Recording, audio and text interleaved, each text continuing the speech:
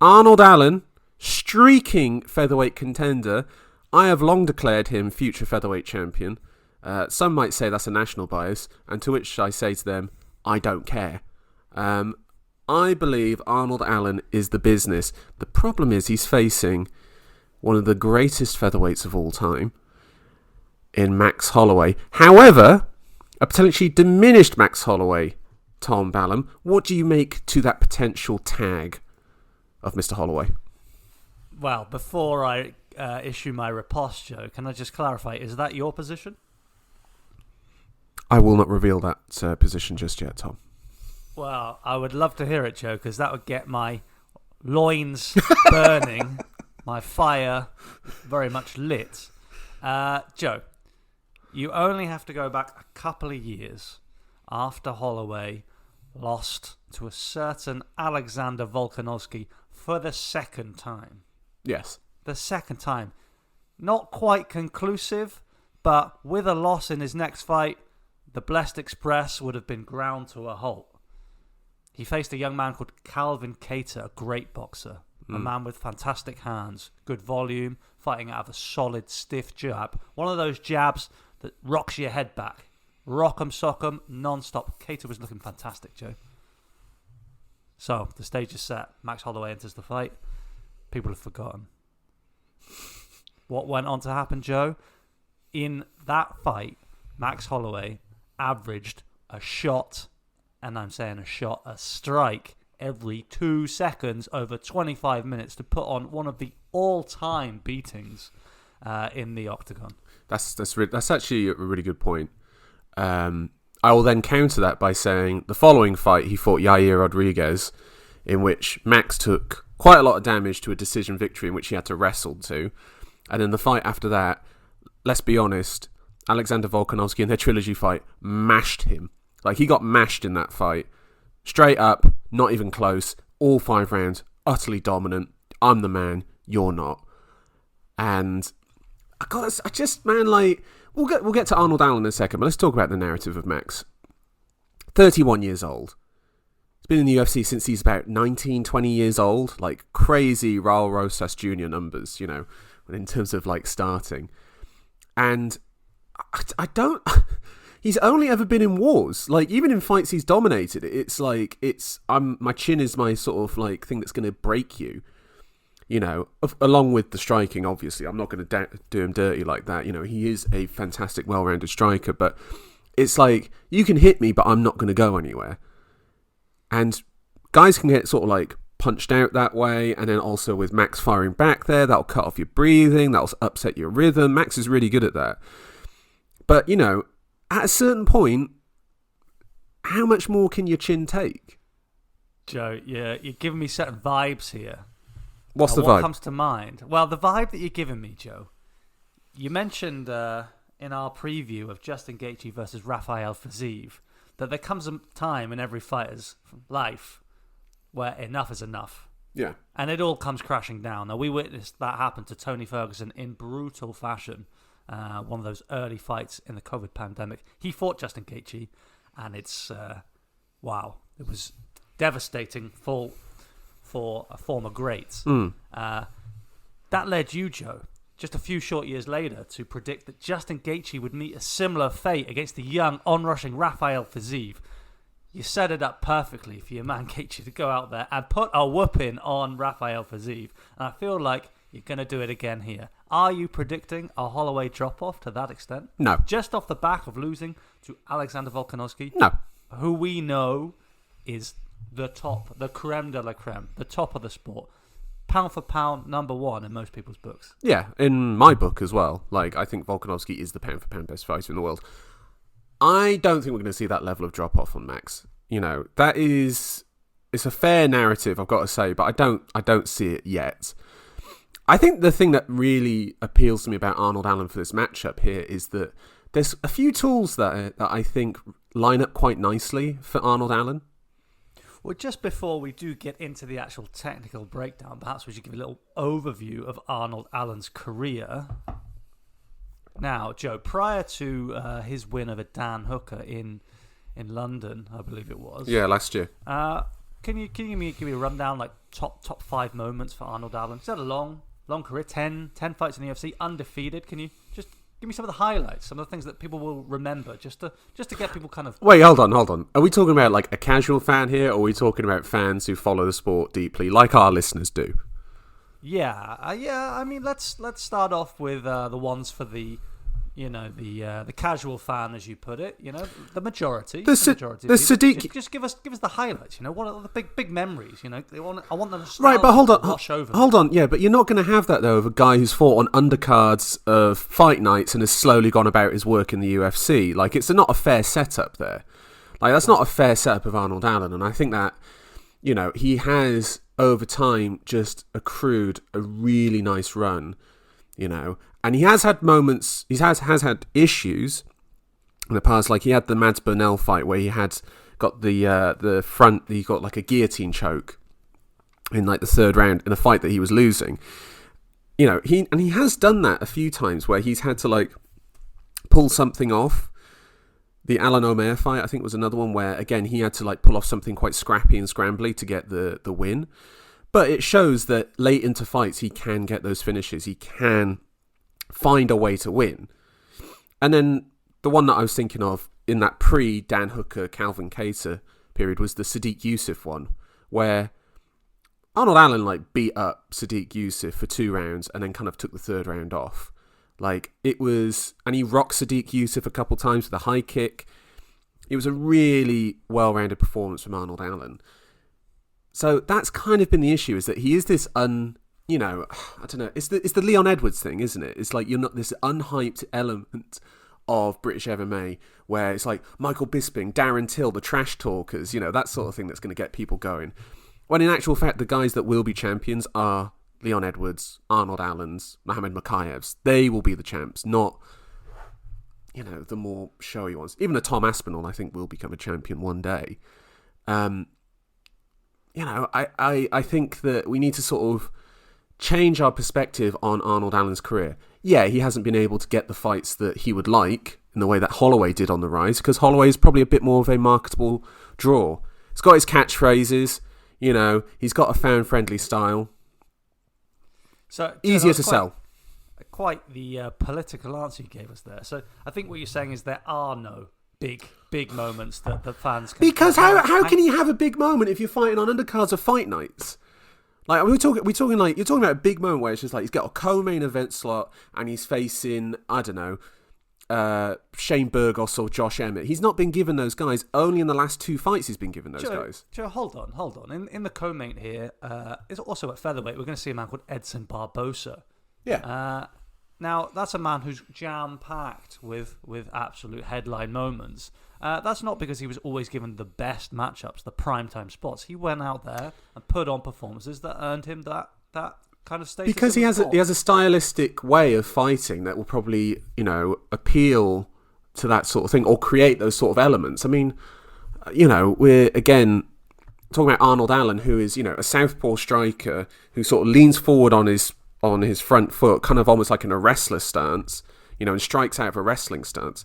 He's got a really nice left straight that comes at different times, comes at different levels, doesn't have a clear setup of it. He's got a really nice high kick, which, to be honest, it's a bit of a weird one because he seems to fall over a lot after throwing it, but when he lands, he rocks people. He can really rock and damage people.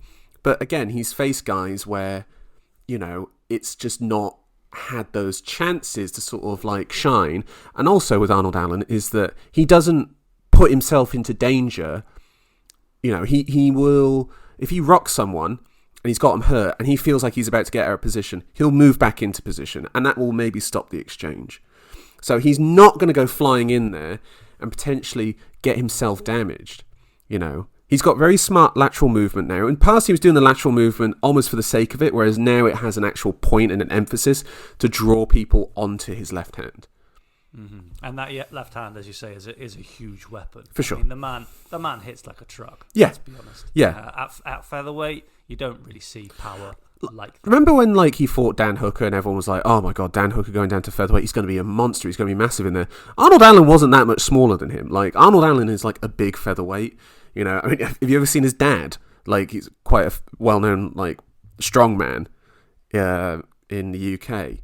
It's, you know, he comes from like a fighting background as well. Like I think his grandfather was a bare knuckle boxer. You know, it's a fighting family. So Allen's like a big, strong dude for this division as well. And I think that could cause problems for Max if it gets into wrestling and clinch exchanges. Right, yeah. I mean, that's certainly true. So Allen, you're saying, is well-rounded with a strong left hand and solid movement. Yes, and also the fight that I wanted to cite was the Dustin Poirier-Max Holloway 2 fight. Poirier was landing this right hook over the top of Max's left-hand jab. And he was landing this right hook. And now a lot of people think when you throw the jab, you know, that sort of thing, you can sort of jab back. Poirier instead came with the right hook. And because of where it was coming from, up and sort of around, it was almost a blind shot he was landing on Holloway. And he rocked him in the first round and then loaded. He rocked him in the second round and then loaded. And in the fourth round of that fight, he did the exact same thing. It was a shot that was constantly landing on Holloway. And I would not be surprised to see Arnold Allen land that same shot. Will it be able to do the same amount of damage, though? I mean, Dustin Poirier has got legendary heavy hands. It would be unfair to assume that Arnold Allen has the same tools. What, and legendary hooks? Yes, very hook heavy, you know, and also has very good like disguised footwork as well. Whereas Arnold Allen is pretty much strictly southpaw. Yes, yeah, exactly, and I think that's a key one there. He really is dominating on that left side, but doesn't switch in the same way that Poirier can. I don't know if I'd give him the same credence as a boxer as I would Dustin Poirier. And then you also consider, you know, the weight class, Max going up, fighting a man who then would have you know, cut less in Poirier. I don't know how many parallels will be drawn from that. Of course, that is the fight for me that springs to mind as well, because we saw a very classic Max performance, volume heavy, lead with your chin, you know, eat one to land several. But ultimately, it was the power that stood them apart. Yeah, absolutely. Absolutely. I think that's also something that's kind of surprised me about Max is that, you know, I'm surprised he just hasn't gone to lightweight. Like, I'm surprised he's still at featherweight. He's still fighting down there. Well, I mean, it's the Poirier fight that drew a line under that. If no, Max went on to win that fight, he would have already fought for the belt up there. That broke him for me as a potential lightweight. I think Poirier's just a bad matchup for him. I think Poirier is just like he's actually almost tailor-made to fight Max Holloway, particularly with like the calf kicking game that comes from ATT you'd prefer as well. Holloway against the likes of Makhachev or Sarukian. Come on, fam. That's not a completely like. I mean, like in a striking matchup, I'm talking about the top tier lightweights that are out there. If I had Max Holloway versus like, if we take the top 5 right now, what you got? Chandler. I'd take Max. I would take. You can't be serious that you're going to talk about Chandler as a top 5. Like, but he is ranked in the top 5, correct? Okay. Right. I would also have Max Holloway in that fight. Yeah. I think the Gaethje one. I think that's a more stylistic matchup that might favour Max as well. Who else is in that top 5? Oliveira. Charles Oliveira. Yeah. I don't know, man.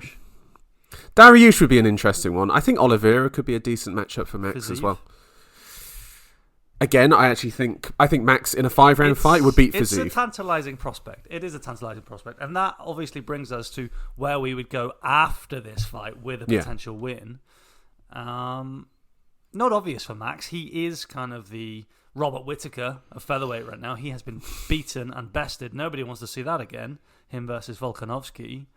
No. So where do you go? Where do you go off a win here for Max Holloway? Do you just keep clearing out the division, the kind of Merab Dvalishvili guardian spot? No, I think he should be offered the fights that are just like weight class doesn't matter. Yeah. Do you know what I mean? He's kind of in that place for me too, Joe, yeah. Just sell those tickets, have some fun. Yeah, exactly. And also, like, you have to ask him, like, if you're going to fight once a year, Max, like, what do you want? Like, do you want to be a title challenger, or are you waiting for Volk just to leave and then you can get the title again? Like, you know, or you hope... That'd be an amazing storyline. If Yair beats Volkanovski, he has to beat him twice. Like, it's not like... If Yair beats Volkanovski, please, Joe. We're a serious podcast. Let's not engage. Listen, it's MMA, bro. It's MMA, bro. It's a random ass sport. Anyone can win at any stage, all right? And that's why we love it. But, Yair is not beating Volkanovski. But I'm just saying if he did. Right. Also...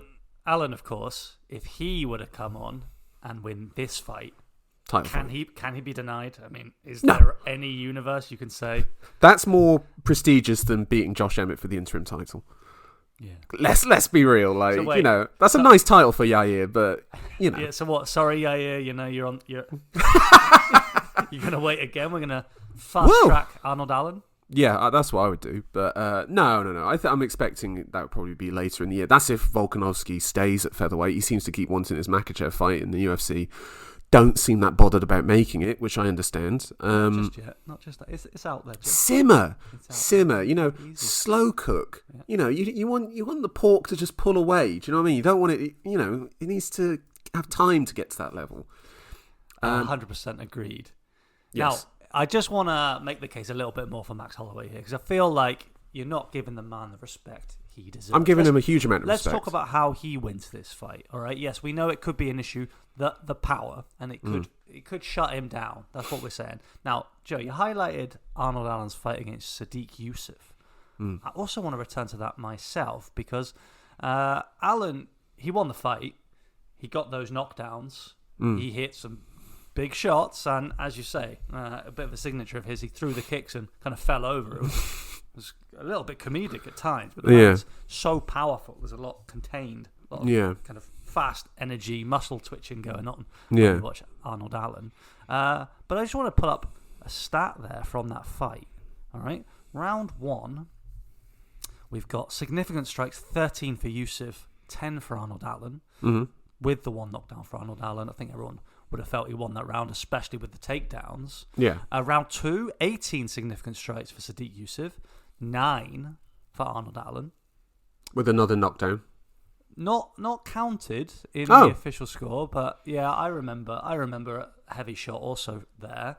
And then round 3, as you mentioned, Allen took it off apparently, but it was 16 significant strikes to 2. So Youssef outlanded him in every round and doubled him up for significant strikes over the course of the fight.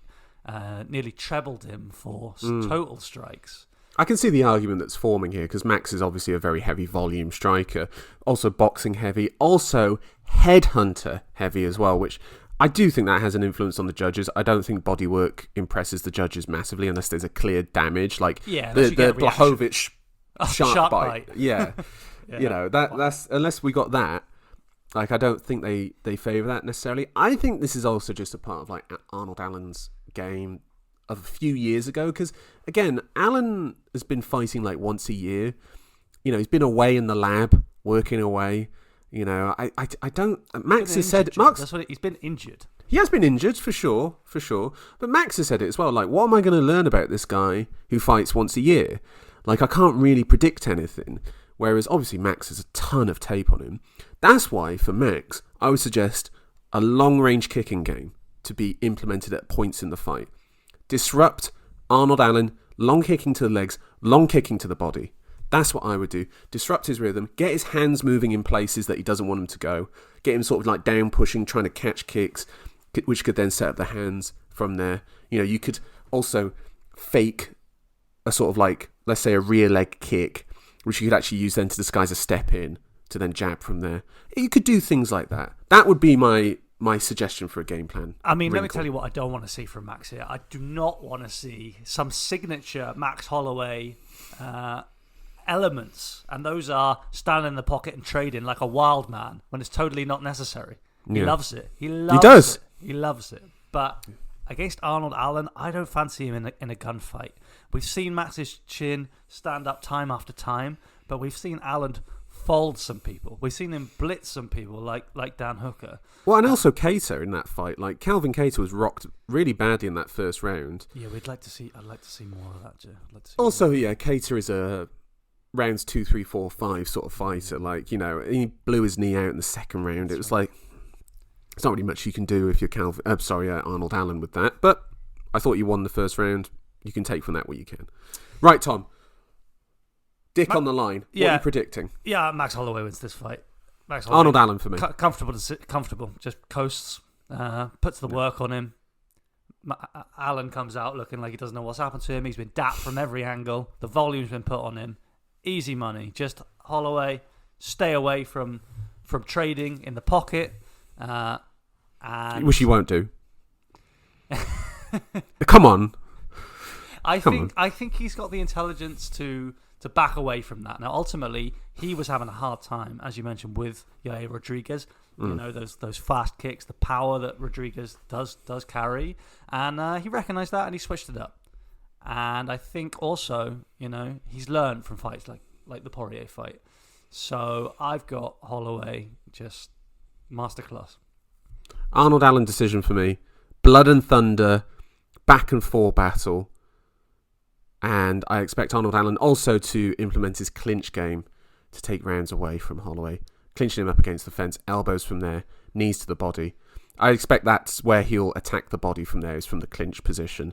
For Arnold Allen, again though, I'm expecting huge bursts of volume from Holloway, particularly like maybe rounds 3 and 4, if he's down a couple rounds. 2s and 3s, Joe. Likely does it. Rack up the points. Signature I don't know, man. Like we're talking about a guy who's been in this game for like over 10 years in the UFC, and he's taken a lot of, like that's within that 10-year timeline. Brother, just keep talking. Just keep talking. I'm just saying, I'm getting Justin Gaethje falls off against Faziev vibes. Listen, and I love it. You were about to say the same thing on that pod, and then you bottled not coming on. So that's what happened. Okay.